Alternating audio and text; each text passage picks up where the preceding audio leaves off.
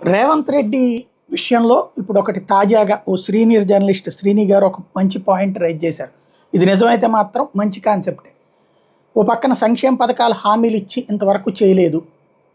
FRBM నిబంధనల కంటే ఎక్కువ తీసుకుంటారంటే కష్టం. కానీ లోన్స్ చివరిదాకా ఎంత ఉందో అంత తీసుకున్నారు. అది కార్పొరేషన్స్ రూపంలోనే ఏదైనా సరే. అయితే ఇప్పుడు చూస్తే రోజుకి 200 కోట్ల రూపాయలు ప్రస్తుతానికి తెలంగాణ ప్రభుత్వానికి ఖర్చు అవుతుందంట. దేనికై అంటే అప్పులు తీర్చడానికి, ఒకటి వడ్డీలు కట్టడానికి, మరొకటి అంటే అది ఒక 100 కోట్ల అప్పు తీసుకున్నామంటే రోజుకి 5 కోట్ల రూపాయలు చొప్పున ఇచ్చేటట్టు అనుకో. ఫర్ ఎగ్జాంపుల్ ఇది జస్ట్ ఉజ్జాయింపు. అందులో ₹1 వడ్డీ అయితే 4 కోట్ల రూపాయలు అసలు అనమాట. అట్లాగా తీర్చుకుంటూ వస్తున్నారట. ఇక్కడ ప్రస్తుతానికి అప్పులు తక్కువగా తెచ్చి రుణాలు కట్టేయడానికి ఎక్కువ ప్రయారిటీ ఇస్తుందట.